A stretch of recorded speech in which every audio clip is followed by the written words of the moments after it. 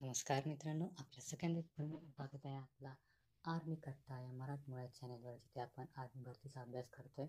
आणि ह्याआधी आपला बायोलॉजीचा एक धडा झालेला आहे, ज्याचं नाव आहे बेसिक बायोलॉजी इंग्लिशमध्ये, किंवा जीवशास्त्र सामान्य परिचय. आज आपण केमिस्ट्री म्हणजेच रसायनशास्त्राचा सामान्य परिचय घेणार आहोत. तर त्याला सुरुवात करूया आपल्या या व्हिडिओला, ज्याचं नाव आहे रसायन विज्ञान सामान्य परिचय.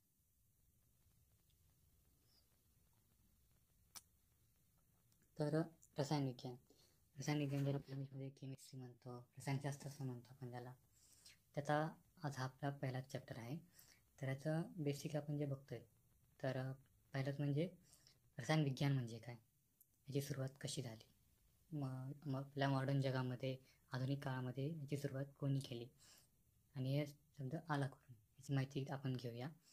तर रसायन विज्ञान की वह शाखा है जिसमें पदार्थ की रासायनिक संरचना म्हणजे त्याचं स्ट्रक्चर, संगठन म्हणजे त्याचं कॉम्पोजिशन की त्याच्यामध्ये कोणते कोणते घटक आहेत, गुणधर्म म्हणजे त्याच्या प्रॉपर्टीज की हे पदार्थ कोणते गुणधर्म दर्शवतो, त्याच्या काय प्रॉपर्टीज आहेत ते, तथा परस्पर रासायनिक अभिक्रियाओं और उनके परिणामों का अध्ययन किया जाता है.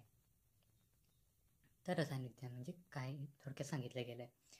त्यामध्ये एखाद्या पदार्थाचं संरचना असून दे, त्याचा कंपोजिशन असून दे, म्हणजे त्याच्यातलं संघटन घटक कोणते कोणते आहेत ते, जे गुणधर्म असून दे, किंवा त्याच्या परस्परमध्ये झालेल्या ज्या अभिक्रिया येतात, म्हणजे पदार्थांमध्ये झालेल्या ज्या अभिक्रिया येतात ते ह्यात सांगण्यात येतं. तर 18वीं सदी के फ्रेंच रसायन वैज्ञानिक एंटोनी लेवोसियर को आधुनिक जगत के रसायन शास्त्र का जनक कहा जाता है. आता हे एंटोनी लेवोसियर हे 18व्या शतकातले असे एक वैज्ञानिक होते की ज्यांनी रसायनशास्त्र याची एक पाया रचला, ज्याच्यामुळे आज त्यांना आपण रसायनशास्त्राचे जनक असं म्हणतो. जसं आपण बायोलॉजीमध्ये बघितलेलं की अरस्तू यांनी 2000 वर्षांपूर्वी बायोलॉजीचा, जीवशास्त्राचा पाया रचलेला, तसं एंटोनी लेवोसियर यांनी रसायनशास्त्राचा पाया रचला. तर रसायनशास्त्र इस शब्द की उत्पत्ति मिस्र के शब्द कीमिया से हुई, जिसका मतलब होता है लाल रंग. तर रसायनशास्त्र हा शब्द जो आला आहे तो कीमिया केमिस्ट्री असा आला आहे, ज्याचा अर्थ होतो लाल रंग. मग त्याच्याशी काहीतरी कुठली तरी प्रोसेस असेल ज्याच्यावरून त्यांना केमिस्ट्रीचं नाव केमिस्ट्री ठेवायचं असं वाटलं असेल. तर हे झाला रसायन विज्ञानचा एक एकदम साधा सोपा परिचय. आता आपण पुढे बघूया.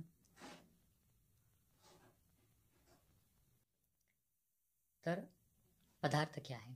जेव्हा आपण रसायन विज्ञान शिकतो त्यात सगळ्यात इम्पॉर्टंट असतं पदार्थ म्हणजे काय, ज्याला आपण इंग्लिशमध्ये सबस्टन्स असं म्हणतो. तर तो पदार्थ असतो काय, तर पदार्थ या द्रव्य उसे कहते हैं जो ब्रह्मांड में स्थान या अवकाश व्याप्ता हो तथा उसमें द्रव्यमान हो. म्हणजे काय, तर एखादा पदार्थ आहे कुठलाही असून दे, त्याच्यामध्ये त्याने काहीतरी अवकाश, स्पेस, आपण जसं पाहतो की आपला समजा एखादं पुस्तक आहे, ते पुस्तकाने काहीतरी जागा व्यापली आहे. ती जागा म्हणजे त्यानं व्यापलेलं जे अवकाश झालं, म्हणजे एखादं पुस्तक जागा व्यापत आहे. प्लस तथा उसमें द्रव्यमान हो म्हणजे काय, तर ते जे पुस्तक आहे, समजा एखादं पुस्तक आहे, त्या पुस्तकाने काहीतरी वजन दाखवलं, काहीतरी 100-200 ग्रॅम 500 ग्रॅम काहीतरी वजन आहे, तर ते झालं त्याचं द्रव्यमान. यालाच अवकाश आणि द्रव्यमान असं म्हणतात. जर एखादी वस्तू अवकाश व्यापत आहे, एखाद्या वस्तूमध्ये द्रव्यमान आहे, तर त्याला आपण पदार्थ असे म्हणतो. तर आणखी काही उदाहरणांना आपण पाहूया की पदार्थ कशाला म्हणायचं. किसी पदार्थ की मात्रा ही उस पदार्थ का द्रव्यमान कहलाती. म्हणजे एखाद्या पदार्थामध्ये किती वजन आहे हे असल्याचं द्रव्यमान. वजन म्हणजे वस्तुमान, ते वस्तुमान म्हणजे द्रव्यमान असतं.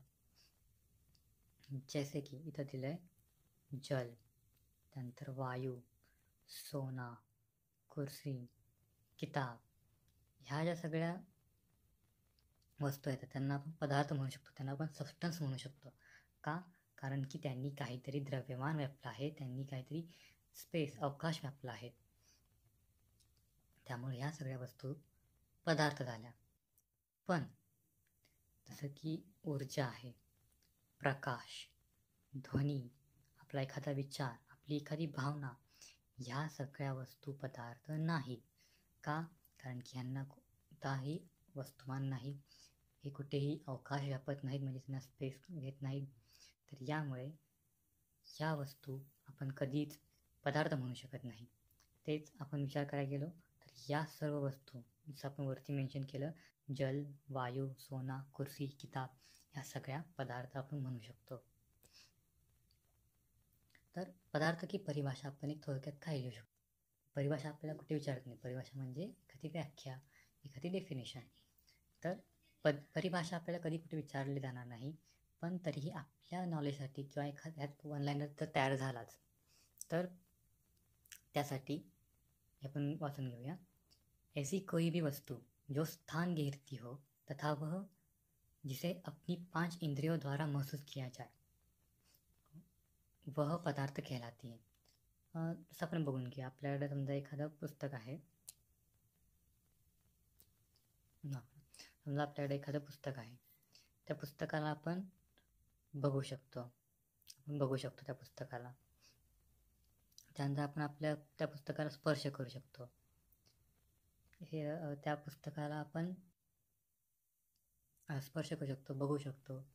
तर ह्या झाल्या आपल्या इंद्रियांपासून त्यांना फील केलं जातं, आपण त्याला महसूस करतो, आपल्याला दिसतंय, त्या वस्तू आपल्याला समोर दिसतात, म्हणून आपण त्यांना पदार्थ म्हणतो. अशा आणखी काही उदाहरणं आहेत, तर खूप सारी उदाहरणं आपण देऊ शकतो. पुस्तक असेल, टेबल, खुर्ची, एखादा फळा, एखादी फरशी, असं काही. आपण स्वतः एक पदार्थ आहोत, आपण स्वतः एक सबस्टन्स आहोत, पदार्थ आहोत, की जो अनेक तत्वांपासून बनलेला आहे. तत्व म्हणजे काय, आपण पुढे पाहून घेऊ. तर पदार्थ वर्गीकरण. पदार्थांचं वर्गीकरण 2 भागांमध्ये केलं जातं, एक भौतिक आधाराने, एक रासायनिक आधाराने. ते कोणते बघूया. आपल्याला बऱ्याच आपण हे ऐकले असते, स्थायू, द्रव, वायू, प्लाझ्मा आणि बोस-आइन्स्टाईन कंडेन्सेशन. आता हे प्लाझ्मा आणि बोस-आइन्स्टाईन कंडेन्सेशन आपल्यासाठी नवीन असेल. हे काय, आपल्याला एक नवीन कॉन्सेप्ट ऐकायला भेटतं इथे. स्थायू, द्रव, वायू आपण हे लहानपणापासून शिकत आलेले पदार्थ आहोत, पण प्लाझ्मा आणि बोस-आइन्स्टाईन हे आपल्यासाठी नवीन आहे. तर याची आपण माहिती पुढे घेणार आहोत. हे झालं भौतिक आधार. भौतिक आधारे आपण पदार्थांचं 5 भागांमध्ये वर्गीकरण केलं आहे, 5 प्रकारांमध्ये वर्गीकरण केलं आहे. तर आता रासायनिक आधार. रासायनिक आधाराने आपण पदार्थांचं कोणत्या प्रकारांमध्ये वर्गीकरण केलं आहे. तर पहिलं येतं तत्व.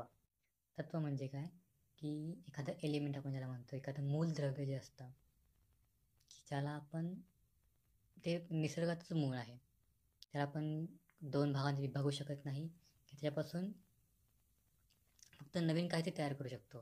तर ते झालं तत्व. तत्व कधीही 2 वेगवेगळ्या भागांमध्ये विभागलं जात नाही. त्यानंतर दुसरं येतं यौगिक.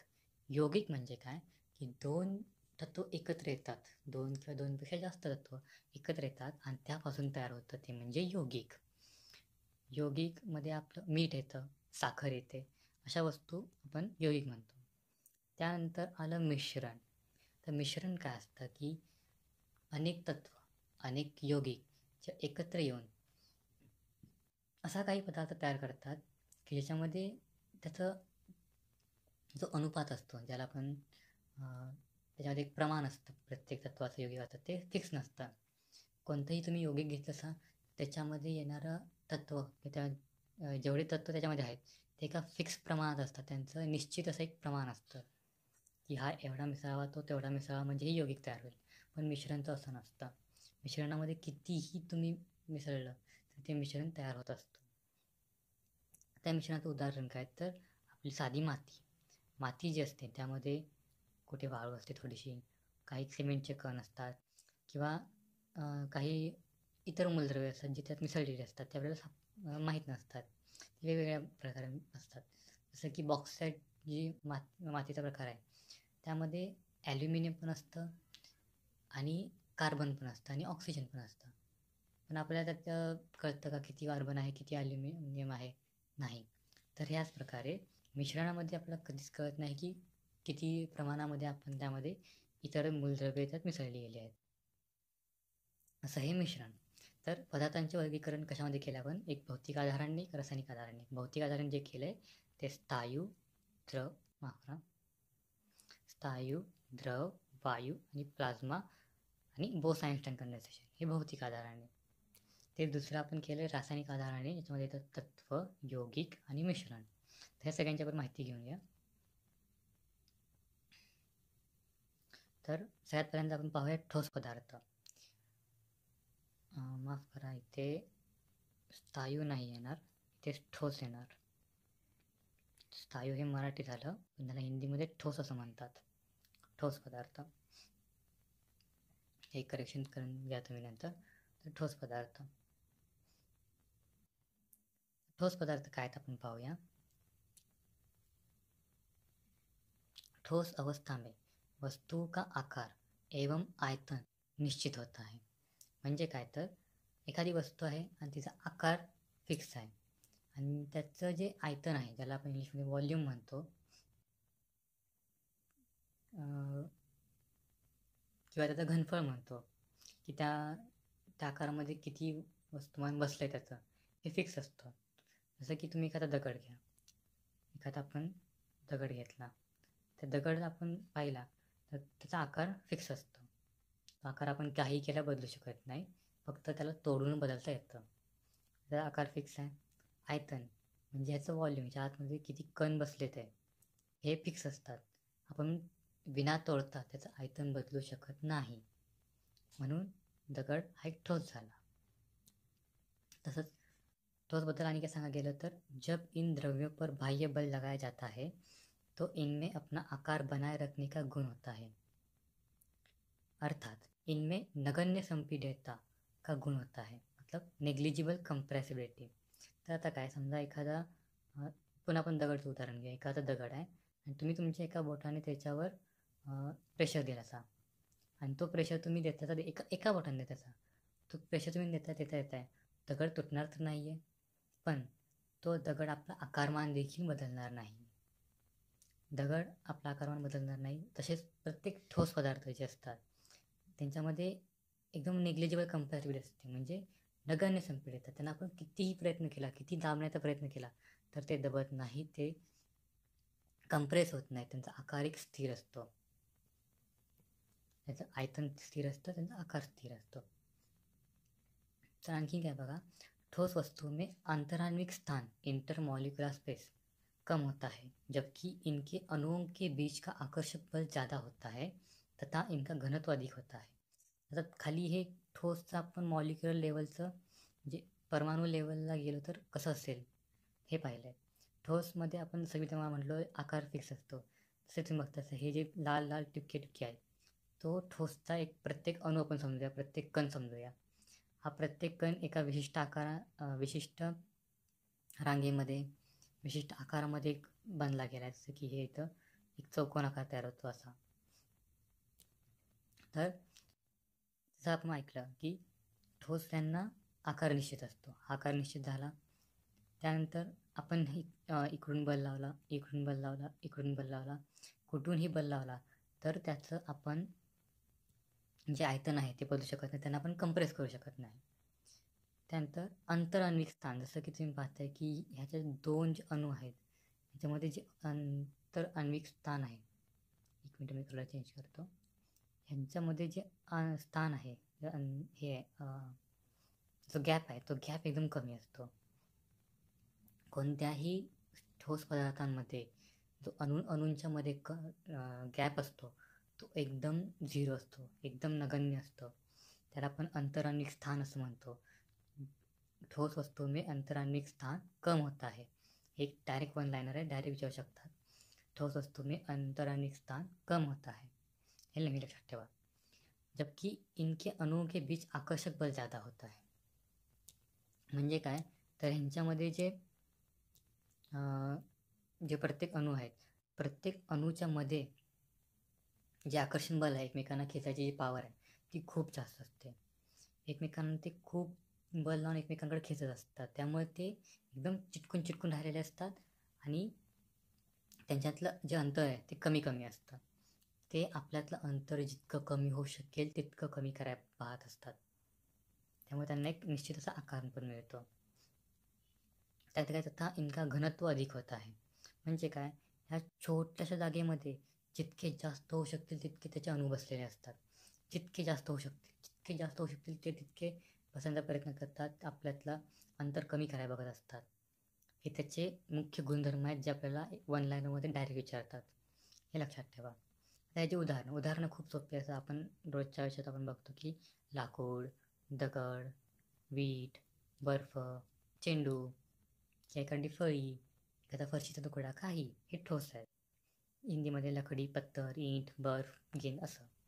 तिचं एक एक्झाम्पल दिलं आहे बर्फाचं. आता हा बर्फ आहे, तो एक फिक्स आकारमध्ये, जसं की आपण एखादा भांडं घेतलं, भांड्यात पाणी ठेवलं, तो बर्फ करायला ठेवलं तर त्या भांड्याचा आकार त्याला पूर्णपणे मिळून जाणार, म्हणजे बर्फाचा आकार फिक्स झाला. आणि त्या बर्फावर आपण हात लावून आपण किती दाबायचा प्रयत्न केला तर तो काय हात कम्प्रेस होणार नाही. जसं की पाणी होतं, पाणी यात आपला आकार बदलतं, इकडे तिकडे पसरतं, तसं बर्फ होत नाही. तर ही ठोसची काही विशिष्ट गुणधर्म आहेत जे तुम्हाला लक्षात ठेवावे लागतील.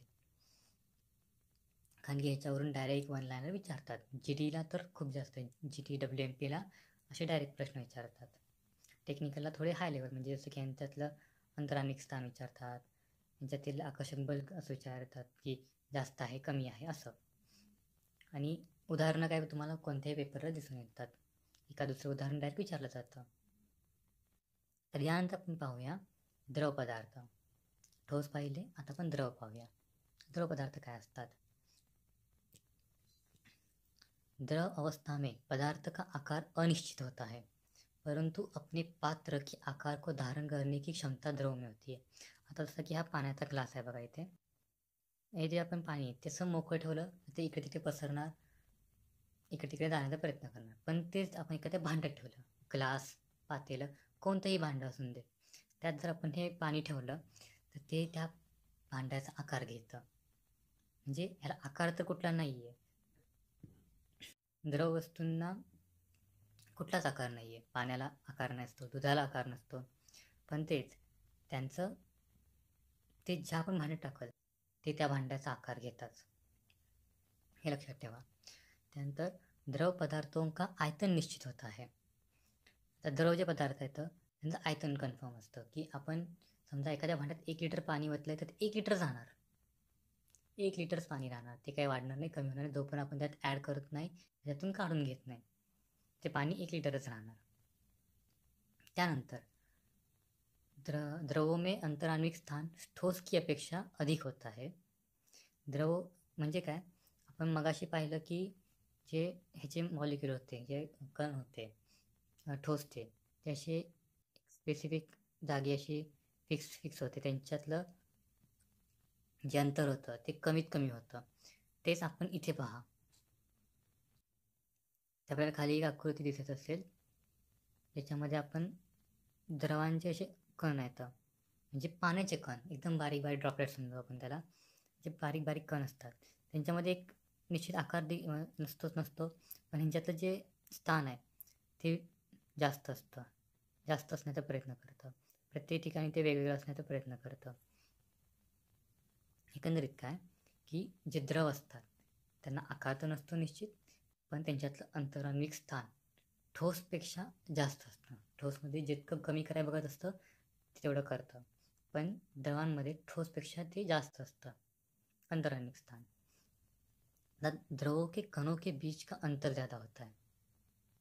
अंतराण्विक स्थान जास्त म्हणजे त्यांच्या कणांमधलं अंतर पण जास्त, जबकि इनके अणुओं के मध्य आकर्षण बल कम होता है. आपण स्थायूमध्ये ठोसमध्ये बघितलं की जे कण आहेत ते एकमेकांना आकर्षण करायचा प्रयत्न करतात, ते एकमेकांच्या जितकं जवळ राहतात तितकं बघतात. तेच द्रवामध्ये तसं नसतं. द्रवामध्ये ते निश्चित नसतं की ते जवळ जाण्याचा प्रयत्न करतात आहे की लांब जाण्याचा प्रयत्न करतात, असं काही निश्चित नसतं. पण त्यांच्यात जे आकर्षण बल असतं ते स्थायूंपेक्षा म्हणजे किंवा ठोसपेक्षा खूप कमी असतं. द्रवांमध्ये ठोसपेक्षा आकर्षण बल हे नेहमी कमी असतं. द्रवों में ठोसों की अपेक्षा कम घनत्व होता है. म्हणजे काय, तर समजा एवढ्या भागामध्ये एखाद्या ठोसचे 10 कण बसतात आहे, पण तेच एखाद्या द्रवाचे तिथे 7च कण बसणार, 8च कण बसणार. का, तर द्रवांचं घनत्व हे नेहमी कमी असतं ठोसपेक्षा. द्रवों में ठोसों की अपेक्षा कम घनत्व होता है, म्हणजेच द्रवांमध्ये ठोसपेक्षा कमी घनत्व असतं. तरी लक्षात ठेवा. त्याचे उदाहरण काही असतात, जसं की पाणी आहे, दूध आहे, तेल, ज्यूस, असे जे छोटे छोटे लिक्विड आपण ज्याला म्हणतो पदार्थ, तरल पदार्थ आपण ज्याला म्हणतो, तर हे त्याचे द्रवांचे उदाहरण झाले. यानंतर आपण पाहूया गॅसीय पदार्थ. गॅसीय पदार्थ म्हणजे काय, आपण मराठीत वायू म्हणतो, गैसीय पदार्थ. तर काय आहेत गैसीय पदार्थ ते बघूया आपण. गैसीय अवस्था में पदार्थ का आकार और आयतन दोनों ही अनिश्चित होता है. समजा तुम्ही एखादं तुम्ही एखादं भांडं घेतलं आणि त्यामध्ये लिक्विड कार्बन डायऑक्साईड किंवा लिक्विड ऑक्सिजन टाकलं असा, आणि त्या आधी एवढं भरलेलं होतं, झाकण तर उघडं आहे, त्यातलं ऑक्सिजन हळूहळू असं वर जाऊ लागतं. म्हणजेच काय, गॅस जे असतात त्यांचं एक निश्चित आकार तर नसतो.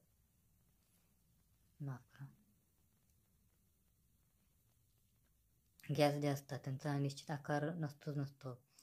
त्यातलं जे आयतन असतं, जे घनफळ असतं त्या गॅसचं, जोपर्यंत त्याला एका पॅक भांड्यात ठेवत नाही तोपर्यंत ते निश्चित असतं. जसं आपण त्याला मोकळं करतो, ते बाहेर जाण्याचा प्रयत्न करतो, ते पसरण्याचा प्रयत्न करतो, जितकं जास्त होऊ शकेल तितकं पसरण्याचं. जसं की तुम्ही एखादा फुगा घ्या, एखाद्या फुग्यामध्ये हवा भरली आणि फुगा असा बांधून ठेवला, ते गाठ मारली आणि तो बांधून ठेवला, तर तो फुगलेला दिसणार, त्यामध्ये हवा तशी राहणार, म्हणजे त्याला एक आयतन फिक्स झालं, आकार त्याला फिक्स झाला. पण तेच जर तुम्ही ह्याची गाठ सोडली आणि तिथून हवा बाहेर जायला लागली, तर थोड्या वेळानंतर तो फुगा आपल्या हाय त्या पोझिशनला येणार आणि हवा सगळी पसरली जाणार, हवा सगळी बाहेर निघून जाणार. याचाच अर्थ काय की गॅसीय पदार्थांना आकार नसतो आणि आयतनही नसतं, ते एक अनिश्चित राशी झाली, त्यांना अनिश्चित असते ते. तसंच गॅसों में अंतराणविक स्थान म्हणजे इंटरमॉलिक्युलर स्पेस बहुत ज़्यादा होता है. जसं की तुम्ही इथे खालच्या ह्या डायग्राममध्ये पाहत असाल, हा एक कण इथे आहे, दुसरा कण इथे आहे, तिसरा कण इथे आहे, चौथा कण इथे आहे. म्हणजे ह्यांच्यातलं जे अंतर आहे, 2 कणांच्या मधलं अंतर, ते खूप दूर असतं. ते जितके जास्त होऊ शकेल तितके पसरायला बघत असतात. त्यानंतर इसलिए इनमें उच्च संपीडितता होती है. म्हणजे काय, आता ह्या भांडं जर तुम्ही वरून एखादं डिस्क घेतली सा, त्याला असा खाली एक दांडा लावला आणि ते खाली तुम्ही ढकललं असा, तर हे शेवटपर्यंत खाली जाणार, एकदम शेवटपर्यंत. आणि काही छोटंसं भागामध्ये ते एवढ्याशा भागामध्ये जाऊन ते थांबणार. त्यात खाली एकदम कंप्रेस झालेली एअर असणार, एकदम अशी दाबून भरलेली हवा असणार. जसं आपण टायरमध्ये भरतो, दाबून भरलेली हवा तशी असणार. पण जसं तुम्ही हे बाहेर काढाल, हे वरती काढाल, तसं ती हवा सगळी पुन्हा एक्सपांड होणार. म्हणजेच काय की गॅसांमध्ये अशी ताकद आहे की स्वतःला ते एकदम छोट्या जागेवरून ढकलू शकतात आणि एकदम असं पसरू देखील शकतात. तर यानंतर आपण पुढे पाहूया, गैसों के कणों के बीच आकर्षण बल नगण्य होता है, इसलिए गैसों के अणु हमेशा अनियमित गती में रहते. जसं की आता आपण बघितलं की ह्यांच्यामध्ये तो आकर्षण बल आहे तो एकदम झिरोच म्हणू शकता तुम्ही, नसतोच, नगण्य असं त्याला म्हणतात, तसा असतो. त्याच्यामुळे हे जे अणु आहेत, हा इथे एक आहे, हा इथे दुसरा आहे, आकर्षण बल नाहीच, त्यामुळे ते एकमेकांपासून लांब जायला बघतात. त्यामुळे ते जे अणु असतात ते नेहमी एका अनियमित गतीमध्ये असतात. कोण इकडे भरकडत चाललाय, कोण तिकडे भरकडत चाललाय, कोण असं भरकडत चाललाय, त्या स्टाईलमध्ये. तसं ते अनियमित गतीमध्ये असतात. तर ह्याची काही उदाहरणं आहेत, जसं की आपल्याला माहितीच आहे, ऑक्सिजन एक गॅस आहे, कार्बन डायऑक्साईड, जलबाष्प तुम्हाला सांगतो आता, जसं की तुम्ही मगाशी बघितलं बर्फ एक आपला हे झाला, ठोस झाला. त्यानंतर आपण बघितलं एखादा ग्लास, त्या ग्लासमध्ये पाणी, तर ते पाणी झालं एक द्रव. त्यानंतर आता आपण बघतो ही त्याला समजा आपण अजून उकळलं आणि ते असं वाफ बनू लागलं, ती वाफ असते गॅस पदार्थ. हे असतं बर्फ, बर्फातून पाणी, पाण्यातून वाफ, म्हणजे ठोस, ठोसनं आपण पुन्हा द्रवमध्ये बदलू शकतो, द्रव पुन्हा गॅसीय पदार्थामध्ये बदलू शकतात. तर हे असं असतं. आणि ह्याच्यात आणखी उदाहरणं अशी असतात बरीचशी, नायट्रोजन हवा आहे, हायड्रोजन गॅस आहे, अशी बरीचशी उदाहरणं आहेत. त्यानंतर आपण पुढे बघूया प्लाझ्मा. तर ही तुमच्यासाठी एक नवीन कॉन्सेप्ट आहे. प्लाझ्मा म्हणजे नेमकं असतं तर प्लाज्मा का कोई निश्चित आकार या निश्चित आयतन नहीं होता, यह पदार्थ की चौथी अवस्था आहे. तर पदार्थाची चौथी अवस्था असणारी ही जी प्लाझ्मा आहे, त्यांना काहीसुद्धा आकार निश्चित नसतो, त्यांना कधी आयतन निश्चित नसतं, ते कसेही फिरत असतात आणि पदार्थाची चौथी अवस्था मानली जाते. तर प्लाझ्मा ॲक्च्युली असतं कुठे, तर एकदम जे गरम केलेले ठिकाण असतं, जसं की आपला सूर्य आहे. सूर्याभोवती जे बाहेर, एक सेकंड, भोवती जे हे बाहेर ह्या भागामध्ये जे गॅस असतात, त्या गॅसना पण गॅस नाही म्हणतात, त्यांना पण प्लाझ्मा असं म्हणतो. प्लाझ्मा ही स्टेट म्हणजे प्लाझ्मा पदार्थ. का तर ते गॅसमध्ये मोडत नाही, त्यांच्या गॅसचे जे गुणधर्म आहेत ते दाखवत नाहीत. काही दाखवतात पण काही दाखवत नाही, त्यामुळे आपण त्यांना गॅस म्हणू शकतो. ते प्लाझ्मा पदार्थ झाले. आता प्लाझ्मा गॅसो की आयनीकृत अवस्था आहे.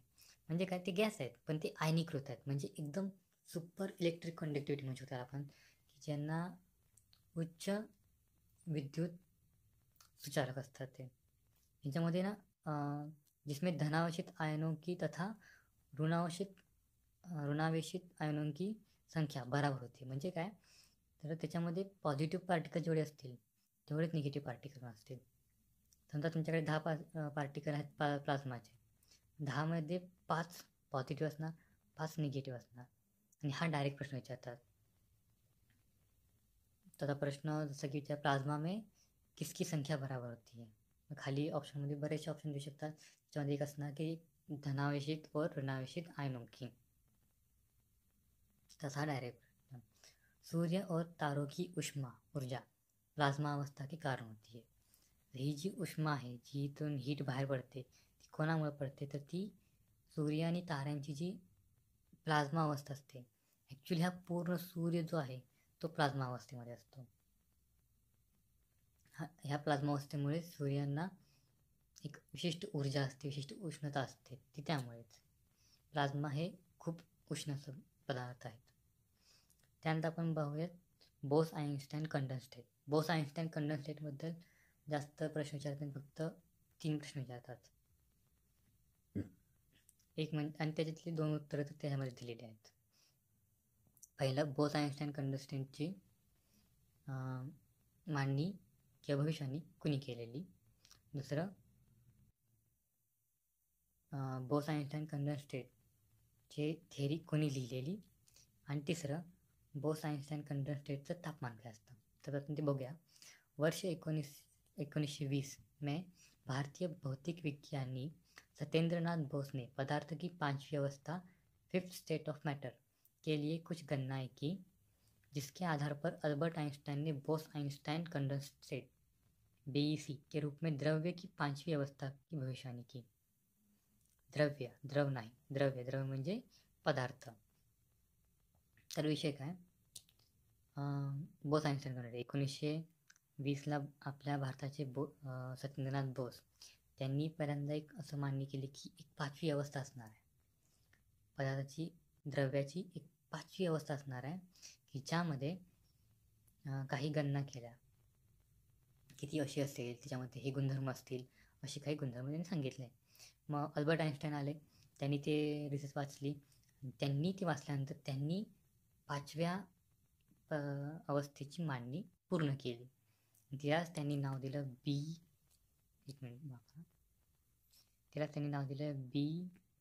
BEC, बोस आइन्स्टाईन कंडेंसेट, असं तिला नाव देण्यात आलं.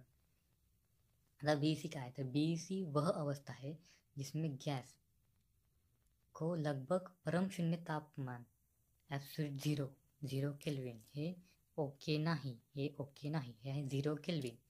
केल्विन म्हणजे काय तुम्हाला हळूहळूच कळेल. केल्विन थोडक्यात सांगायचं गेलं तर तापमानाचं SI युनिट आपण त्याला म्हणतो ते केल्विन असतं. मग ॲब्सोल्यूट झिरो केल्विन किंवा इथे माफ करा ते वजा असणार,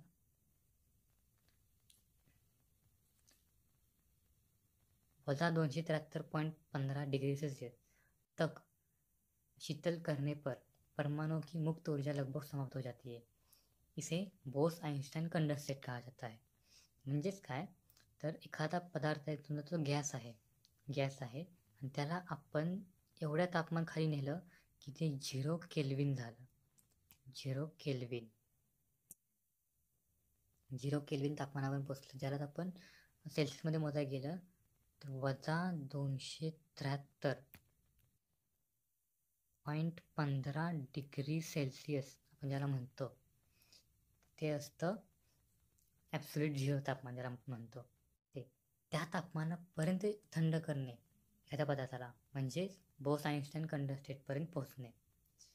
परमाणूची म्हणजे कुठलाही पार्टिकल या तापमानाला थोडं देखील मूवमेंट करत नाही, तो त्या आहे त्या जागेला स्तब्ध होतो ॲब्सोल्यूट झिरो तापमानाला. ह्यालाच पदार्थाची 5वी अवस्था म्हणतात, ज्याला म्हणतात बोस आइन्स्टाईन कंडेन्सेट. आता यानंतर आपण पुढे पाहूया पदार्थ की अवस्था का रूपांतरण, अंतरूपांतरण.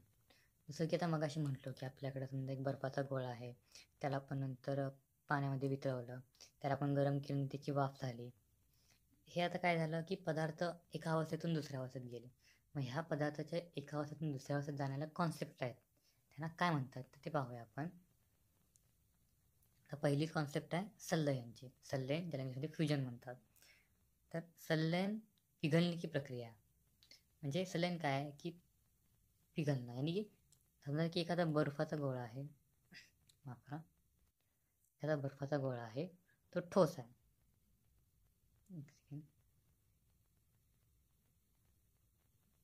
एखादा बर्फाचा गोळा आहे की जो ठोस अवस्थेमध्ये आहे,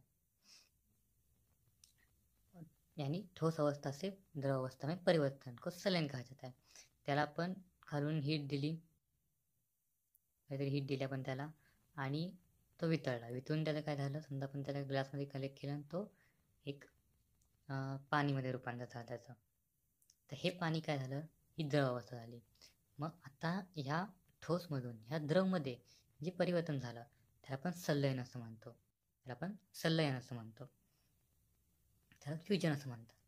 मग संलयन, बर्फ का पिघलणं त्याचं उदाहरण झालं. संलयन म्हणजे काय तर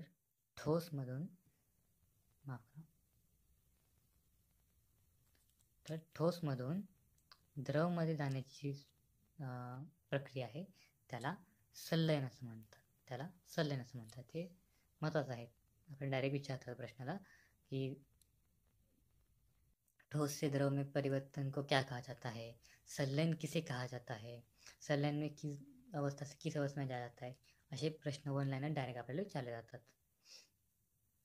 तर ह्यामध्ये कॉन्सेप्ट येते गलनांक, मेल्टिंग पॉईंटची. तर गलनांक म्हणजे काय, आता आपण समजा एखाद्या बर्फाला आपण खालून हीट देऊ लागलो, आता तो पागळू लागला.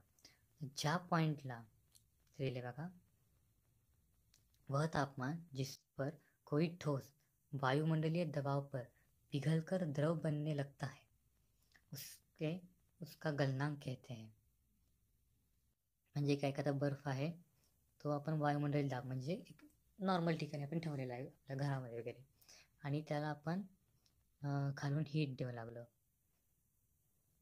आणि तो हळूहळू पागळू लागला आहे.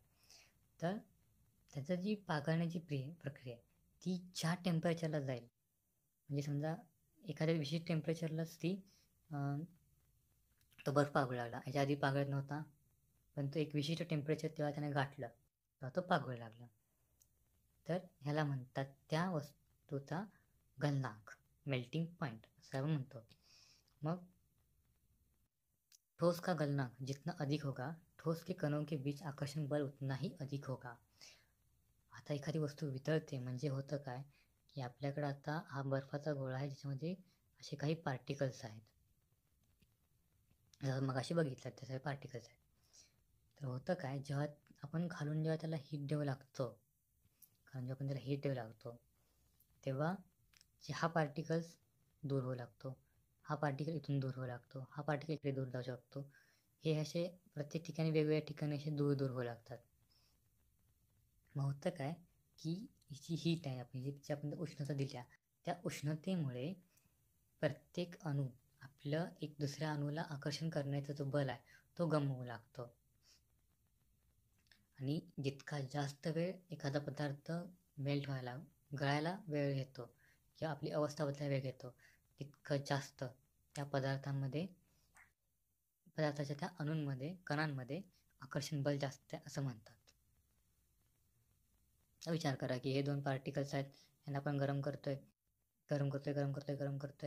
त्यांना खूप वेळ लागतोय. म्हणजे यांच्या आतमध्ये जी बॉन्डिंग आहे, बॉन्डिंग स्ट्रॉंग आहे, त्यामुळे त्यांना वेळ लागतोय. पण हेच आपण गरम करायला सुरुवात केली आणि काही सेकंदामध्ये ते वेगवेगळे झाले, म्हणजे ते वितळले लवकर. म्हणजे काय झालं की त्यांच्यामध्ये जे आकर्षण बल आहे ते कमी असल्यामुळे वितळण्याची गती फास्ट झाली.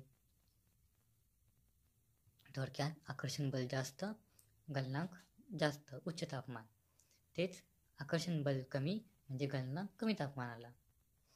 दोन उदाहरण सांगतो. जसं की एक लोखंड घेतला आपण, लोखंडाला आपण गरम करतोय त्याला कितीतरी वेळ लागेल लोखंडाचं वितळायला. पण तेच आपण एखादा बर्फ घेतला आणि बर्फाला आपण गरम करतोय तर ते काही सेकंदात, म्हणजे पाण्याच्या अणूमध्ये किंवा कणांमध्ये जे आकर्षण बल आहे ते कमी आहे, पण तेच लोखंडाच्या कणांमध्ये जे आकर्षण बल आहे ते जास्त आहे, हे सिद्ध होतं. तर हे झालं संलयन आणि गलनांक. यानंतर ऊर्ध्वपातन आहे, सब्लिमेशन आपण त्याला म्हणतो इंग्लिशमध्ये.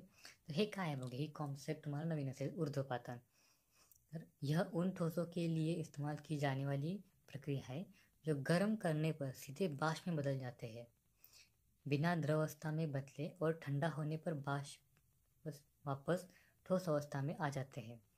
ऐसे ठोसों को ऊर्ध्वपातन कहते हैं.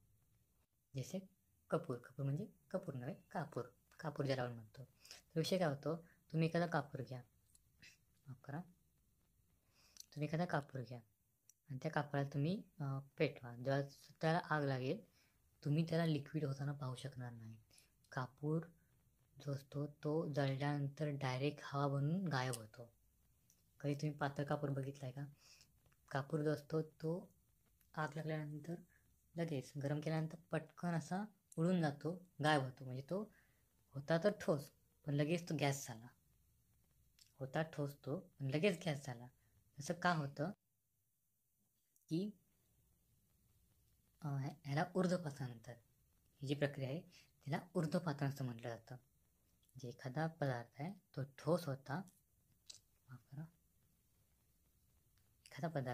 ठोस होता, त्याला गरम केलं, तो लगेच हवा बनून उडून गेला. त्याला आपण ऊर्ध्वपातन असे म्हणतो.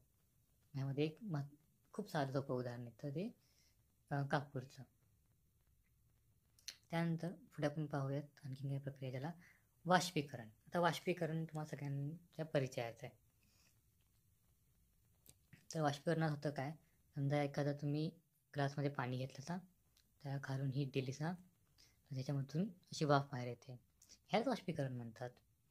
मग वह प्रक्रिया जिसमें कोई तरल पदार्थ गर्म करने पर तेजी से गैस में बदल जाता है, इसी घटना को वाष्पीकरण कहते हैं.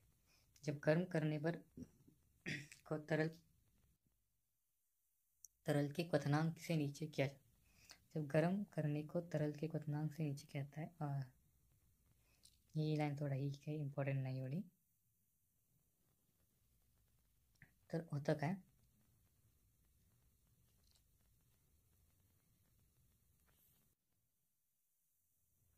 की एखादा पदार्थ आहे, द्रव पदार्थ आहे, त्याला आपण गरम केलं, त्याची वाफ झाली, हेच असतं वाष्पीकरण.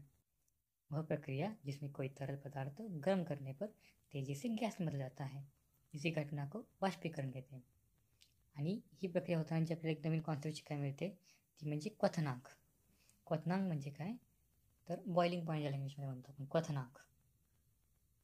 तर क्वथनांकमध्ये होतं असं कि वह तापमान जिस पर वायुमंडलीय दबाव पर कोई तरल उबलना शुरू करता है उसे उसका क्वथनांक कहते हैं. उबलना एक बड़ी घटना है और जगह जगह अलग अलग होती है. सामान्य दबाव पर पानी का क्वथनांक 100 डिग्री सेल्सियस होता है. आता एखादं पाणी, आपण पाण्याचा ग्लास घेतला, पाण्याला गरम केलं, वाफ त्याची बाहेर आली, तर ज्या तापमानाला पाणी वाफेमध्ये बदलू लागेल ते तापमान असतं त्याचा क्वथनांक. जसं की पाण्याचा क्वथनांक आहे 100 डिग्री सेल्सिअस. 100 डिग्री सेल्सिअसला आपण बऱ्याचदा ऐकलं असं की 100 डिग्री सेल्सिअसला पाणी वाफ बनतं. असे विविध पदार्थ असतात. दूध असतं, दुधामध्ये आपण एक विशिष्ट एक क्वथनांक असतो की त्याला त्या लेवलपर्यंत नेलं की तो वाफ बनून जातो. किंवा नायट्रोजन गॅस आहे समजा, नायट्रोजन, लिक्विड नायट्रोजन हॉटेल्समध्ये खूप वापरले जाते विविध पदार्थांमध्ये. ती लिक्विड नायट्रोजन एका विशिष्ट तापमानाला आली, जी 0 डिग्री सेल्सिअसच्या पण खाली असतं तापमान, त्या तापमानाला आल्यानंतर लगेच वाफ बनून निघून जातं. लिक्विड नायट्रोजन लगेच वाफ बनून निघून जातं. अशा विविध प्रकारच्या जे द्रव आहेत ते द्रव जेव्हा वाफ बनू लागतात आणि त्या ज्या तापमानात वाफ बनू लागतात त्याला क्वथनांक असं म्हटलं जातं. त्यानंतर शेवटची कॉन्सेप्ट आहे संघनन. यह वह प्रक्रिया है जिसमें गैस द्रव अवस्था में बदल जाती है या द्रव ठोस अवस्था में बदल जाती है. म्हणजे वाष्पीकरण आणि संलयन या दोघांचं उलट जे असेल तर ते संघनन आहे. म्हणजे आता ही वाफ आहे, ही आपण कैद केली आणि हिला खालून पण थंड केलं. थंड केल्यानंतर ही झाली एखादं जल, म्हणजे पाणी झालं तिचं. पाणी झालं, हिला पुन्हा आपण थंड केलं. थंड केल्यानंतर हिच्यातून हे जे पाणी होतं ते पाणी बर्फ झालं. अशा प्रकारे संघनन ही बाष्पीकरण आणि संलयन या दोघांची उलट क्रिया आहे, रिव्हर्स येण्याची क्रिया आहे ती थोडक्यात. तर हे झालं पदार्थ की अवस्था का अंतरूपांतरण. म्हणजे एक पदार्थ आहे तो ह्या अवस्थेतून त्या अवस्थेत जातो, त्याच्यासोबत होतं नेमकं काय, तर हे त्याचं अंतरूपांतरण. ह्याच्यानंतर आपण बघूया पदार्थ वर्गीकरण, रासायनिक आधार. आता आपण पदार्थ वर्गीकरणाचा आपण एक भौतिक आधार बघितला. ते ठोस असतील, द्रव असतील, गॅस असतील, त्यानंतर प्लाझ्मा असतील किंवा बोस-आइन्स्टाईन कंडेन्सेट असतील. त्यानंतर आपण पाहूया पदार्थ वर्गीकरण, रासायनिक आधार. रासायनिक आधारावर पदार्थ कसे वर्गीकृत केले जातात. ह्यात सगळ्यात पहिल्यांदा येतं तत्व. तत्व म्हणजे काय, आपण इंग्लिशमध्ये एलिमेंट्स म्हणतो. तर हे असतात वह शुद्ध पदार्थ जिसे दो या दो से अधिक तत्वों में विभाजित नहीं किया जा सकता व ना ही अन्य सरल पदार्थों के योग से बनाया जा सकता है. म्हणजे काय, आता एखादं तुमच्याकडे एलिमेंट आहे, तत्व आहे, तर तुम्ही पाहाल की हे तत्व आपण कुठल्याही दोन वेगवेगळ्या भागामध्ये तोडू शकत नाही. जसं की तुमच्याकडे तुमचं हायड्रोजन आहे. हायड्रोजनला कुठल्या दोन भागामध्ये तोडता येतं का, नाही. तुमच्याकडे मीठ आहे, मीठ म्हणजे काय, सोडियम क्लोराईड. सोडियम क्लोराईडला तुम्ही सोडियम आणि क्लोराईड असं वेगळं करू शकता. सोडियम सोडून साईडला, क्लोरीन साईडला. पण तेच हायड्रोजनला तुम्ही दोन भागामध्ये तोडू शकत नाही. हे तत्व झाले. तत्वांना आपण कधीही दोन वेगवेगळ्या भागात तोडू शकत नाही. तसंच कोणतेही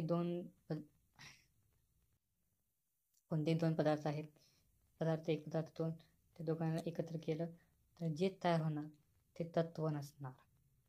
ते वेगळा पदार्थ होऊ शकतं पण ते तत्व असू शकत नाही. जी उदाहरणं दिली तिथे हायड्रोजन आहे, हेलियम आहे, झिंक, आर्गॉन, ही जी सगळी आहेत त्यांना तत्व म्हटलं जातं. त्याच्याबद्दल पूर्ण आपण पुढे अभ्यास करणार आहोतच. पण हे एक उदाहरण म्हणून घ्या की हायड्रोजन, हेलियम, झिंक, आर्गॉन ही सगळी ह्याची उदाहरणं, तत्वाची उदाहरणं आहेत. तत्व म्हणजे काय हे लक्षात घ्या. त्यानंतर दुसरं आपण बघितलेलं कंपाऊंड, यौगिक. तर यौगिक असतात काय, तर वह शुद्ध पदार्थ जो रासायनिक रूप से दो या दो से अधिक तत्वों की एक निश्चित अनुपात में रासायनिक संयोग से बनते हैं. तर काय की यौगिक म्हणजे काय, दोन आपण तत्त्व घेतले किंवा 3-4 तत्त्व घेतले, त्यांना एकत्र केलं, त्याच्यापासून जे तयार झालं ते कंपाऊंड यौगिक झालं. जसं की आपण पाणीच घेऊया, हायड्रोजन आहे, त्याचे आपण 2 अणू घेतले आणि ऑक्सिजन आहे त्याचा 1 अणू घेतला. या दोघांची बेरीज केली तर आपल्याला मिळतं H2O. H2O म्हणजे पाणी. मग हे पाणी काय झालं, एक यौगिक झालं. त्याच्यामध्ये एकतर आपल्याकडे हायड्रोजन होतं, दुसरं आपल्याकडे ऑक्सिजन होतं. दोघांना एकत्र केलं आणि आपण त्यापासून H2O म्हणजे पाणी तयार केलं. तर याला यौगिक किंवा कंपाऊंड म्हणतात. आणि ह्यामध्ये यांचा अनुपात निश्चित होता. जसं की आपण बघितलं, हायड्रोजन आहे ते आपण 2 घेतलेले, ऑक्सिजन जे होतं ते 1च घेतलेलं, 1 न्यायची गरज नसते. H2O हे 2 हे 1 तयार झालं H2O पाणी. त्यामध्ये पण तेवढेच आहे जेवढे आधी होते. हायड्रोजन इथे 2 होता, इथे पण 2च आहे, ती 1 ऑक्सिजनचा आहे, ती 1 ऑक्सिजन आहे. म्हणजे काय, यौगिक जे आपण बनवतो ते शुद्ध पदार्थ असतो. त्याच्यामध्ये जे अनुपात असतं, जे प्रमाण असतं, त्याच्यातल्या पदार्थांचं जे प्रमाण असतं, त्याचे जे तत्त्व असतात त्या तत्त्वांचं जे प्रमाण असतं ते एक निश्चित असतं. त्या निश्चित प्रमाणात मिसळल्यानंतरच त्या गोष्टी मिळतात. तर जर तुम्ही इथे पाणी आहे आपण घेतलेलं H2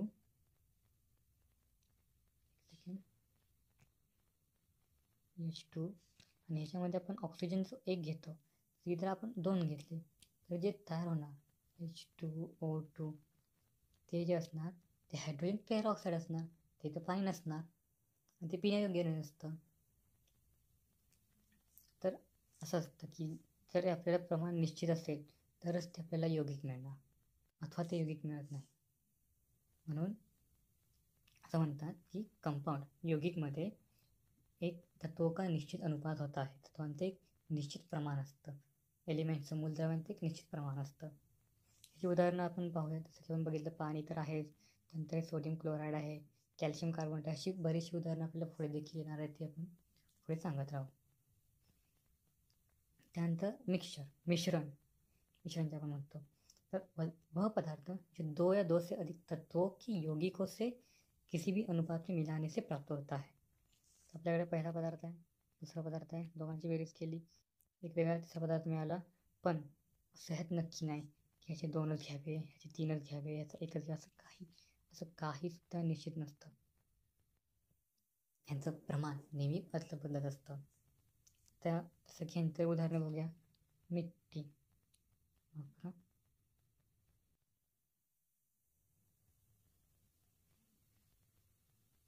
मिट्टी म्हणजे काय, आता आपण जी माती बघतो ती, त्या मातीमध्ये आपल्याला वेगवेगळ्या प्रकारचे विविध हे मिळतात पाहायला,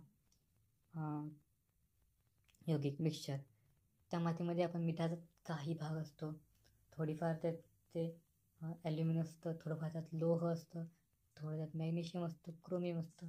विविध तत्वांचे यौगिक एकत्र येऊन मिश्रण तयार करतात आणि त्यांचा अनुपात समान नसतो. एखाद्या मातीमध्ये एखादा अनुपात असेल, दुसऱ्या मातीमध्ये जाऊन तो चेंज होतो. एखाद्या मातीमध्ये समजा नायट्रोजन जास्त आहे, पोटॅशियम जास्त आहे, दुसऱ्या मातीमध्ये ते असेलच असं नाही. म्हणून काळ्या मातीपेक्षा आपण लाल मातीमध्ये जास्त खत टाकतो. वेगवेगळ्या मातीमध्ये आपल्याला वेगवेगळ्या प्रकारची खते टाकावी लागतात. कारण काय, तर हेच कारण आहे, मातीमध्ये कुठल्याही पदार्थांचं जे प्रमाण असतं ते वेगवेगळं असतं. त्यानंतर याची काही उदाहरणं आहेत, मिट्टी, सिमेंट, समुद्री जल. आता समुद्री जल तुम्हाला घ्या फक्त मीठ आणि पाणी असतं, तर असं नाही. मीठ असतं, ते मिठाचे पण प्रकार असतात. आपण जे जेवणात वापरतो ते सोडियम क्लोराईड मीठ असतं. तसेच पोटॅशियम क्लोराईड आहे, पोटॅशियम फ्लोराईड आहे, सोडियम फ्लोराईड आहे, पोटॅशियम आयोडाईड आहे, असे विविध प्रकारचे मिठाचे प्रकार असतात की जे एकत्र करून एक मिश्रण तयार होतं.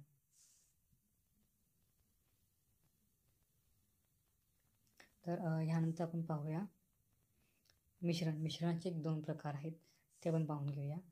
तर मिश्रणाचे प्रकार आहेत की समांगी मिश्रण आणि दुसरं विषमांगी मिश्रण. तर हे काय ते बघूया आपण. समांगी मिश्रण म्हणजे काय? जिन मिश्रणों में मिश्रित घटक एक समान संरचित होता है उन्हें समांगी मिश्रण कहते हैं. जैसे पानी में नमक है, नमक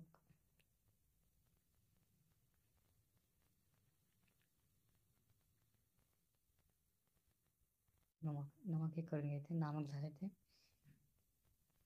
तर विषय काय की आपण 2 पदार्थ घेतले. की आता एक भांडं घेतलं, पाणी घातलं, वरून मीठ टाकलं. आता हे मीठ आपल्याला माहीत नाही आपण किती प्रमाणात टाकलं वगैरे, पण ते मीठ जे आपण पाण्यात टाकतो ते मीठ गायब होतं पूर्णपणे, आपल्याला दिसेनासं होतं. आपण मिठाचं प्रमाण खूप जास्त वाढवलं तरच ते मिश्रण विषमांगी होतं, पण ते समांगी तोपर्यंत नसतं जोपर्यंत मीठ गायब होत नाही. म्हणजे काय की मिश्रण असं वाटतच नाही की आपण मीठ मिसळलं आहे, असा विषय होतो. तेच आणखीन उदाहरण दिले शुद्ध हवा. शुद्ध हवा म्हणजे काय की आपण हवा पाहतो, आपल्याला जर हवेमध्ये असं काळसर धूरसर असं काय दिसलं तो धूर झाला, म्हणजे त्याच्यामध्ये कार्बन डायऑक्साईड आलं, कार्बन मोनॉक्साईड आलं, सल्फर डायऑक्साईड आलं, सल्फर ऑक्साईड आलं, सल्फर आयोडाईड आलं. हे जे पदार्थ यात मिसळतात तेव्हा ती हवा अशुद्ध होते. मग त्याच्यामध्ये जे मिश्रणाचं प्रमाण असतं ते एकसर नसतं. प्रमाण नाही, संरचना म्हणतात, संरचना एकसर नसते. ती जर आपण शुद्ध हवेची संरचना बाहेर गेलो तर 78% त्यात नायट्रोजन असतं, 20-21% त्यामध्ये ऑक्सिजन असतं आणि 1 ते 2% त्यामध्ये इतर पदार्थ असतात.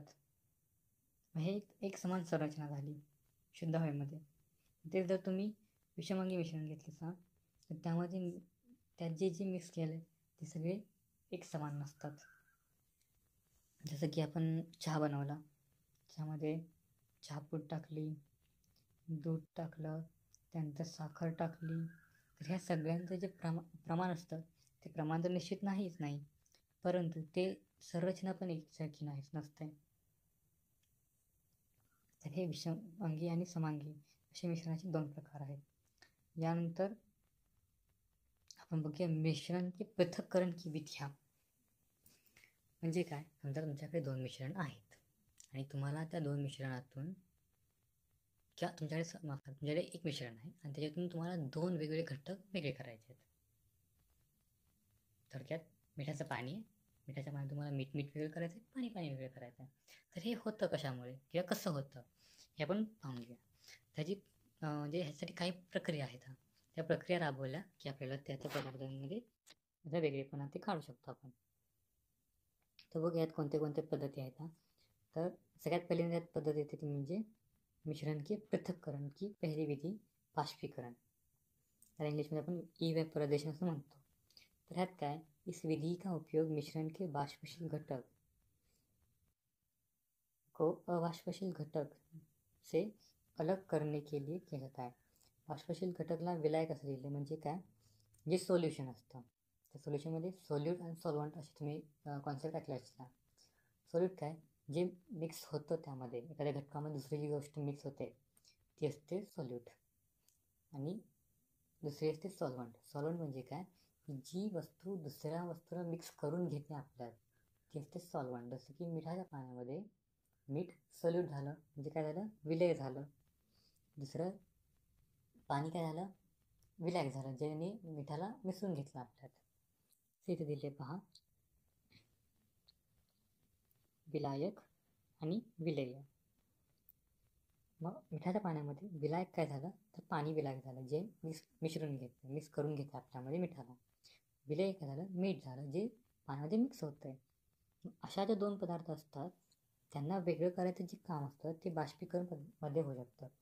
जसं की मिठाचं पाणी त्याला आपण गरम केलं, त्याचे सगळं पाणी निघून गेलं, उरलं आपल्याकडे मीठ. तर हे जे मीठ आहे ते आपल्याला मिळालं. वाष्प आपण जर कलेक्ट केलं, वाष्प आपण एका भांड्यात जमा केलं तर ते झालं पाणी. म्हणजे मिठाच्या पाण्यातून आपण मीठ वेगळं केलं, पाणी वेगळं केलं, याला बाष्पीकरण असं म्हणतात. याचं एक चित्र तुम्हाला दाखवतो. आता तुमच्याकडे असे समुद्रातून मीठ आपण कसं काढतो, तर समुद्राच्या किनारी असे चौकोन आखले जातात मातीच्या ढिगाऱ्याचे. त्यामध्ये जेव्हा भरती येते, जेव्हा पाणी रक्त बाहेर येऊ लागतं. तर ते बाहेर आलेलं पाणी ह्यामध्ये अडकतं आणि हे आपण घालून व्यक्त गरम करू शकत नाही. आणि हे असतं उन्हामध्ये असल्यामुळे होतं काय की ह्यातलं पाणी उडून जातं. जे खाली मीठ आहे ते मीठ तसं राहतं. हे झालं बाष्पीकरण. बाष्पीकरणामध्ये दोन असे पदार्थ जे एकमेकांमध्ये मिसळू शकत नाहीत ते आपण त्याचे मिक्स झाले पण ते विलेय आणि विलायक ह्या दोन रूपामध्ये आहेत. आपण वेगळे करू शकतो. ह्यानंतर अपकेंद्रण ज्याला इंग्लिशमध्ये सेंट्रिफ्युगेशन म्हणतो. हे बायोलॉजीमध्ये एक मस्त कॉन्सेप्ट आहे की तुम्हाला पुढे बायोलॉजीमध्ये शिकायला मिळेल. क्या है तो इस विधि द्वारा विभिन्न घनत्व वाले दो घटकों को अलग किया जा सकता है, जैसे कि रक्त कोशिका और सीरम. तर विषय काय की आपलं रक्त असतं ते आपल्याला वाटतं की ते लाल रंगाचं एक लिक्विड आहे. तसं नसतं. रक्तामध्ये आपलं एक म्हणजे रक्तपेशी असतात ज्याला रक्त कोशिका म्हणतो हिंदीमध्ये. ते दुसरं सीरम असतं जे त्याला लिक्विड म्हणून रूप देतं, त्याला तरल पदार्थ रूप देतं. ह्या दोघांना सेंट्रिफ्युगेशन ह्या पद्धतीने आपण वेगळं करू शकतो. ते कसं पाहूया. तर ही सेंट्रिफ्युगेशन मशीन आहे. तुम्ही एखाद्या लॅबमध्ये तुमचं रक्त तपासणं पाहिलं असेल तर तुम्हाला माहीत असेल सेंट्रिफ्युगेशन मशीन आहे. ह्यामध्ये तुमचा रक्ताचा नमुना ठेवला जातो आणि ही मशीन कितीतरी रोटेशन पर मिनिट कितीतरी स्पीडनं गोल गोल फिरते. आतला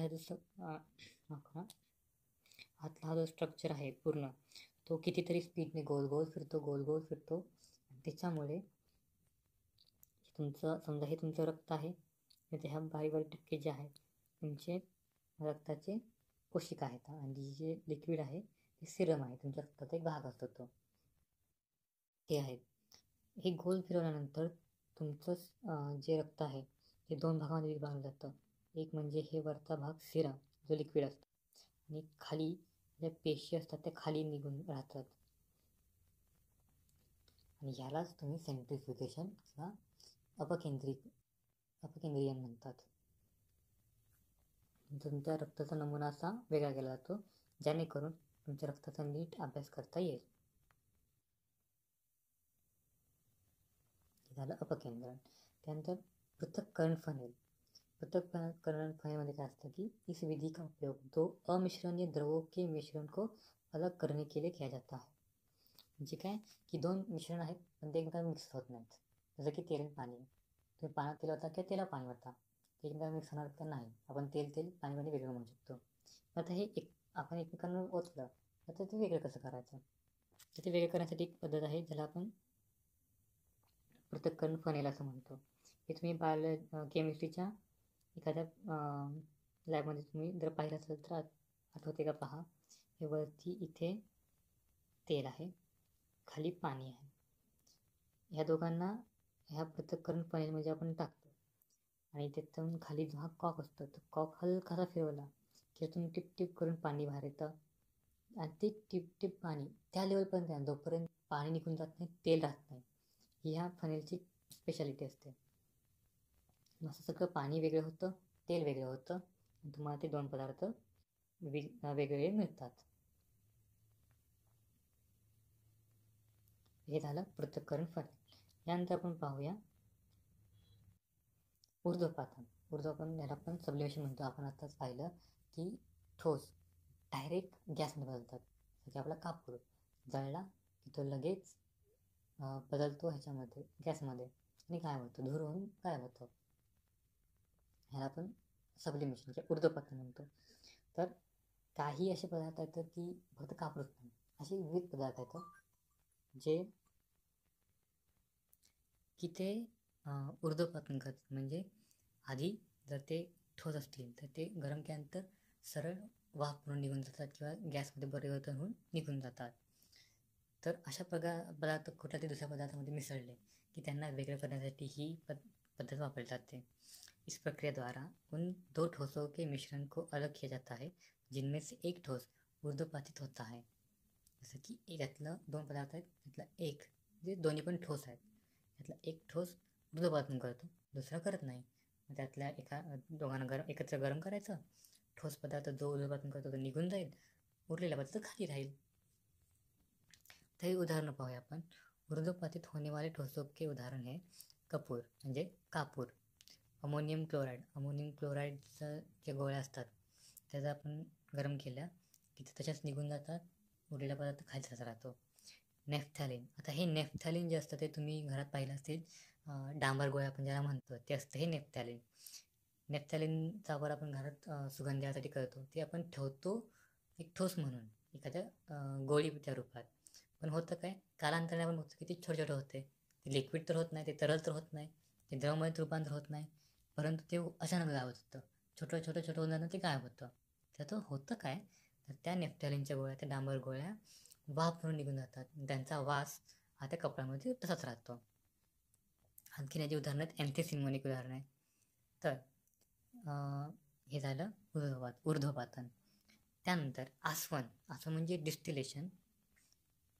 यह दिए गए मिश्रण में तरल पदार्थ के क्वथनांक के अंतर पर आधारित है. म्हणजे इसे आगे 2 प्रकार में विभाजित किया जातं. म्हणजे आसवन डिस्टिलेशन हे 2 प्रकारचं असतं, पण एवढं काही महत्त्वाचं नाही.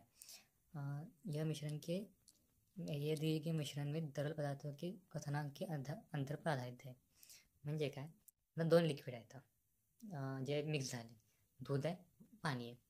दोघांचं पण क्वथनांक म्हणजे बॉइलिंग पॉईंट, ज्याला आपण उकळण्याचं जो तापमान आहे ते वेगवेगळं असतं. आपण काय करायचं की त्या दोघांचं मिश्रणाला एकत्र गरम करायचं. त्यातून जी वाफ निघून जाईल ते दूध झालं, त्यातून जी वाफ निघून जाईल ते पाणी झालं, आणि खाली दूध तसं राहील. असं आपण दूध शुद्ध करतो किंवा दुधातून पाणी निघून काढून टाकतो. म्हणून बऱ्याचदा आपण घरात बघतो की दूध गरम केलं जातं का, तर ते ह्यासाठी. पण दुधात पाणी टाकलं जातं ते ते जास्त काळ टिकण्यासाठी. असं ते आहे. तर हे त्याला आसवन डिस्टिलेशन. त्या पुढे आहे क्रिस्टलीकरण. क्रिस्टलीकरण म्हणजे काय, समजा तुमच्याकडे 2 पदार्थ आहेत, ते 2 पदार्थ एकमेकांमध्ये मिक्स झाले आणि ते आता लिक्विड म्हणजे द्रव रूपात आहेत. तर तुम्ही ह्याला जर खालून गरम केल्यानंतर ह्याचं जे लिक्विड आहे त्याचं वाफ तर होणारच, कधी कधी त्याची वाफ होत पण नाही, पण त्याच्यामध्ये जे दुसरं लिक्विड असतं ते असे गोळे तयार होतात, आणि याला आपण क्रिस्टल म्हणतो. जसं की मिठाचे क्रिस्टल असतात, पण मीठ त्या पद्धतीने मिळत नाही, असे विविध क्रिस्टल्स असतात की जे आपल्याला त्या पद्धतीने मिळतात. याचं उदाहरण द्यायचं म्हटलं तर साखर किंवा गूळ. आपण कारखान्यांमध्ये वगैरे पाहिलं असाल तर साखर किंवा जी गूळ असतो तो आपण एक विशिष्ट तापमानापर्यंत गरम करतो. तिथे उसाचा जो रस असतो तो विशिष्ट तापमानापर्यंत गरम करतो, आणि त्याच्यामधून जी वाफ घाण सगळी आहे ती वर निघून जाते, आणि खाली त्याची क्रिस्टल राहतात. ती क्रिस्टल म्हणजे साखर आहे. त्यासाठी काही रसायनांचा देखील वापर केला जातो. तर हे झालं क्रिस्टलीकरण. आपल्याकडे त्याची आकृती नाही, त्याची आकृती नाही, माफ करा. हे झालं क्रिस्टलीकरण. त्यानंतर क्रोमैटोग्राफी में क्या है, इस तकनीक का उपयोग घन विलय को अलग करने के लिए किया जाता है जो एक ही विलायक में घुल जाते हैं. म्हणजे ते आहेत विलय म्हणजे असे पार्टिकल्स आहेत, जे असे कण आहेत जे त्या तरल पदार्थामध्ये मिक्स झालेत आहे, आणि त्याला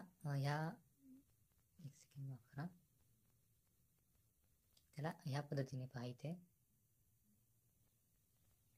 ह्या पद्धतीने आपण त्याला वेगळं करू शकतो. तर होतं काय, हा एक पेपर आहे, तो एक विशिष्ट पेपर असतो, त्याला क्रोमॅटोग्राफी पेपर असं म्हणतात. तो जर आपण त्या लिक्विडमध्ये ठेवला, ज्यातून आपल्याला आपला जो मूळ पदार्थ वापस मिळवायचा आहे त्यात ठेवला, तर काही काळ असं होतं की तो आधी पेपर पूर्ण भिजून जातो, विशिष्ट स्थानापर्यंत भिजून जातो, आणि त्यानंतर जे आपल्याला पदार्थ वेगळा मिळवायचा आहे तो हळूहळू असा वर येऊ लागतो, आणि वरती ह्याला चिटकून जातो, ते कागदाला चिटकून जातो. ही पेपर क्रोमॅटोग्राफी त्याला म्हणतात. तर ही झाली क्रोमॅटोग्राफी. तर मिश्रण की पृथक्करण की विधिया ह्या 5-6-7 आहेत. त्या एवढ्या इम्पॉर्टंट असं नाही तर, पण त्या एक छोटासा प्रश्न विचारतात की खालीलपैकी कोणती पृथक्करण की विधी आहे, नाही, किंवा एखादा असं म्हणतील की बताइए ऐसी कौन सी पृथक्करण विधि है जिसमें बाष्पशील घटक और अबाष्पशील घटक को अलग करने के लिए इस्तेमाल किया जाता है. तर क्या भिन्न घनत्व वाले दो घटकों को अलग करने के लिए हम कौन सी पृथक्करण की विधी इस्तेमाल करेंगे? तर अपकेंद्रण. अशा विविध प्रकारचे प्रश्न आपल्याला ऑनलाईन आपल्याला पाहायला मिळतात. हे आपण प्रश्न जेव्हा आपले सुरू होतील, म्हणजे आपण प्रश्न प्रॅक्टिस सेट घेईल, क्वेश्चन प्रॅक्टिस सेट, त्यामध्ये आपल्याला हे कळेल. त्यानंतर आपला पुढचा पॉईंट जो आहे तो म्हणजे भौतिक तथा रासायनिक परिवर्तन. प्रत्येक वर्षी GTला, WMPला, ट्रेडमनला आणि आपल्या जो नर्सिंगच्या असिस्टंटच्या पेपरला ह्यातून एक ते दोन प्रश्न कधी हमखास पडतात. स्वतः माझा अनुभव आहे. मला मागच्या पेपरमध्ये असे 2 पेपर पाहायला मिळालेले. त्यामध्ये एक भौतिक परिवर्तन विचारलेलं आणि एक रासायनिक परिवर्तन विचारलेलं, दोन्ही प्रश्न विचारलेले असा विषय झालेला. तर आपण पाहूयात की भौतिक परिवर्तन आणि रासायनिक परिवर्तन म्हणजे असतं काय. तर भौतिक परिवर्तन में किसी पदार्थ के भौतिक गुणों जैसे आकार, आकृति, रंग और अवस्था में परिवर्तन होता है. जसं की बर्फ आहे, तो वितळला, ते झालं लिक्विड, म्हणजे द्रव झालं. मग विषय काय की त्याचा आकार बदलला, रंग काय बदलला नाही, पण त्याची अवस्था बदलली. ह्यालाच आपण भौतिक परिवर्तन म्हणतो. आणि दूसरी गोष्ट म्हणजे यह सामान्यतः प्रतिवर्ती है, अर्थात प्रतिक्रिया की स्थितियों को उलट कर मूल पदार्थ को प्राप्त किया जाता है. म्हणजे काय की बर्फ आहे, तो बदलला आणि पाणी झालं, पण पुन्हा ह्या पाण्याला आपण बर्फ बदलू शकतो का? तर हो, बदलू शकतो. पाणी बर्फ होतं, बर्फ पाणी होतं. हे म्हणजे भौतिक क्रिया कशा असतात की त्या प्रतिवर्ती असतात. आधी एक आहे, ते दुसरी झाली, परत दुसऱ्याची परत एक होते. ह्यालाच आपण भौतिक क्रिया म्हणतो. भौतिक क्रियांचा हा गुणधर्म आहे की त्या एकमेकांमध्ये परिवर्तित असतात, की त्या रिव्हर्सिबल ज्याला म्हणतो, की आपण त्या पुन्हा तो पदार्थ मिळू शकतो. एक पदार्थ झाला, पुन्हा तोच पदार्थ आपण मिळवते, तो पदार्थ मिळू शकतो. बर्फाचा पाणी झाला, पाण्याचा पुन्हा बर्फ होतो. याचं लक्षात ठेवायचं. तर ह्याची काही उदाहरणं आहेत, जसं की पाणी का पिघलना, पाणी का वाष्पीकरण होणं, पाणी का जमना, ही सगळी भौतिक परिवर्तन आहे. पुढं अजून ह्याची उदाहरणं बघू. तर हे झालं भौतिक परिवर्तन. दुसरं काय? रासायनिक परिवर्तन. रासायनिक परिवर्तन काय कि वह परिवर्तन जिसमें एक या एक से अधिक नए पदार्थ बनते हैं, वह रासायनिक परिवर्तन कहलाता है. म्हणजे काय की आपल्याकडे समजा एखादा पदार्थ आहे, पाणी H2O, आणि पाण्याला आपण पाणी नाही, माफ करा, आपण एखादा रासायनिक पदार्थ घेतला की आपल्याला समजा कच्चं फळ आहे, एक फळ आहे, सोन्याचं पचंद आहे, ते आधी हिरवं होतं, आधी काही काळ गेला आणि पुन्हा ते पिकलं आणि ते लाल झालं. म्हणजे काय, आता पुन्हा पिकलेलं पदार्थ आपण मागे लाल होऊ शकत नाही, आणि एका पदार्थापासून हा दुसरा काहीतरी वेगळा पदार्थ तयार झाला की होतं हे कच्चं फळ, ज्याचं लाल फळ झालं आहे, किंवा आपल्याकडे तांदूळ होता, त्याचा भात झाला आहे, तो शिजवायला पण त्याचा भात झाला आहे. तर ही काय, ही प्रक्रिया अशी आहे की ज्याच्यामध्ये एका पदार्थापासून दुसरा पदार्थ मिळतो, एक पदार्थ त्यापासून दुसरा पदार्थ मिळतो. दुसरं काय, तर रासायनिक परिवर्तन में मूल पदार्थ की आंतरिक आणविक संरचना विकृत हो जाती है. अधिकांश रासायनिक परिवर्तन अपरिवर्तनीय होते हैं. म्हणजे काय, रासायनिक बदल झाला, त्याचे मूळ जे होतं, तांदूळ समजा, आता तांदूळ होता, तो तांदूळ असा होता आणि तो एकदम कडक असा होता, पुन्हा त्याला आपण शिजवला, त्याचा भात झाला आणि त्याचा मऊ असा झाला, तांदळाचा भात झाला. पुन्हा भातापासून आपण तांदूळ मिळू शकतो का? तर हे जवळजवळ अशक्य आहे, ते करणं एकदमच अवघड आहे. किंवा तुम्ही समजा भाजी घेतलीचा, टोमॅटो घेतला, टोमॅटोची तुम्ही भाजी करायची म्हणली जा, टोमॅटो शिजल्यानंतर त्याची जी भाजी तयार होते, ती भाजीपासून तुम्ही पुन्हा टोमॅटो मिळू शकता का? तर नाही. तर ह्याला आपण रासायनिक परिवर्तन म्हणतो. त्याचं होतं काय, जे आंतरिक आणविक संरचना आहे, आधी जसं ते होतं तसं ते त्यातून ते बदलतं, ते विकृत होतं, ते बदलतं आणि पुन्हा तोच पदार्थ मिळवणे अशक्य होतं. मग ह्याची आता काही उदाहरणं आहेत, जसं की मॅग्नेशियमची रिबीन असते. मॅग्नेशियमची रिबीन ज्या जळते, याची समजा ती जी रिबीन आहे, आणि ती जर आपण पेटवली, तर ती खूप असं तीव्र उजेड सोडून जळते आणि जळल्यानंतर खाली जे उरतं ते असतं मॅग्नेशियम ऑक्साईड, ते आपण त्याची राख म्हणतो. मॅग्नेशियम जे ऑक्साईड जे असतं तेव्हा आपण पुन्हा मॅग्नेशियम मिळू शकतो का? नाही. एखादी वस्तू जळल्यानंतर पुन्हा ती वस्तू मिळते का? नाही. त्यातला हा प्रकार. कोयला म्हणजे कोळसा असतो, आधी असतो तो लाकूड जळतो, कोळसा होतो नाही. लकडी या पत्तियों का जलना म्हणजे लाकूड किंवा लाकडाची पानं जळणं, फळं पिकणं, लोहे में जंगल म्हणजे लोखंड जे असतं ते गंजतं. गंजलेलं लोखंड जे पूर्ण गंजून जातं ते पुन्हा लोखंडामध्ये परिवर्तन करणं जवळजवळ शक्य असतं. दूध का फटणं, दूध का फटणं म्हणजे काही दुधाचा आपण लिंबू टाकला पनीर बनवण्यासाठी, आपण पनीर बनवताना लिंबू जो असतो तो पण दुधामध्ये मिसळतो, मग ते दूध आपण त्याला फाटणं असं म्हणतो त्या प्रक्रियेला. त्यापासून जे पनीर तयार होतं, त्या पनीरपासून पुन्हा दूध होतं का? नाही. दही आपल्याकडे, दह्यापासून पुन्हा दूध होतं का? नाही. म्हणजे हे काय, तर हे रासायनिक बदल आहेत. तर खाली एक महत्त्वाचं वाक्य दिलं बघा, ते म्हणजे मोमबत्ती के जलने के दौरान भौतिक और रासायनिक दोनों परिवर्तन होते. आता कसं पाहूया. जे मेन असतं त्या मेनाचा विषय असतो की ते देखील ऊर्ध्वपातन करतं. म्हणजे मेन हे वितळतं देखील आणि वितळण्यासोबत ते काही असा भाग असतो की तो हवेत उडून जातो मेणाचा. ज्यामुळे तुम्ही एखाद्या मेणबत्तीचं वजन करा पेटवण्याआधी आणि त्यानंतर ती मेणबत्ती जळल्यानंतर तिचं वजन बघा, दोघांमध्ये फरक असतो. का? तर त्याचं बरंचसं मेण हे ऊर्ध्वपातन होऊन उडून गेलेलं असतं. म्हणजे मेणबत्तीसोबत होतं काय की त्यात दोन्ही परिवर्तन होतात, एक भौतिक परिवर्तन आणि एक रासायनिक परिवर्तन. तर यानंतर पुढचा आपला पॉईंट आहे, जसं की ते उदाहरण दिलेत बघा, बर्फ आहे, हा बर्फ आहे, खाली पाणी झालं आहे, हे काय झालं, तर हे झालं एक भौतिक परिवर्तन. म्हणजेच ह्या पाण्यापासून आपण पुन्हा बर्फ मिळू शकतो, बर्फापासून आपण पुन्हा पाणी मिळू शकतो. त्यानंतर काच, काचेवर समजा एखादा मार लागला आणि त्यापासून ती काच फुटली समजा, तर काच फुटल्यानंतर काचेचा जो आकार होतो ते बरेच जणांचं वाटतं की काच फुटणे म्हणजे एक रासायनिक क्रिया आहे. तसं नाही. काच फुटली तरी काच वितळून पुन्हा त्याच्यापासून काच आहे तशी बनवता येते. ह्याला भौतिक क्रिया असं म्हणतात. त्यानंतर फळ आहे, फळ जसं आता उदाहरण दिलं, फळ जेव्हा पिकतं तेव्हा ते रासायनिक क्रियेमध्ये मोडतं. फळाचं पिकणं, जेवण बनणं, जेवण शिजणं ही देखील रासायनिक क्रिया आहेत. अवस्था बदलणं म्हणजे भौतिक क्रिया. काचेचं फुटणं ही खूप महत्त्वाची कॉन्सेप्ट आहे. काचेचं फुटणं ही भौतिक क्रिया आहे. अनेक जण त्याला रासायनिक क्रिया म्हणतात, पण ती रासायनिक क्रिया नाही. काचेचं फुटणं ही भौतिक क्रिया आहे. त्यानंतर फळ पिकणं ही देखील एक रासायनिक क्रिया आहे. जेवण शिजणं ही देखील एक रासायनिक क्रिया आहे. अशा बऱ्याचशा रासायनिक क्रिया असतात ज्या आपण प्रश्न उत्तरांमध्ये रासायनिक कुठल्या भौतिक आहे समजून घेऊ. तर आर्मी कट्टावर हे आपलं पहिलं केमिस्ट्रीचं लेक्चर होतं. आपलं केमिस्ट्रीचं पहिलं लेक्चर होतं. यामध्ये आपण पदार्थ म्हणजे काय, केमिस्ट्रीचे मूळ म्हणजे काय, हे आपण बऱ्याचशा अशा कॉन्सेप्ट शिकून घेतल्या. यानंतर पुढचं लेक्चर देखील आपलं बायोलॉजीचं होईल. त्यानंतर आणखी केमिस्ट्री, त्यानंतर आपण प्रश्नोत्तरांना सुरुवात करेन.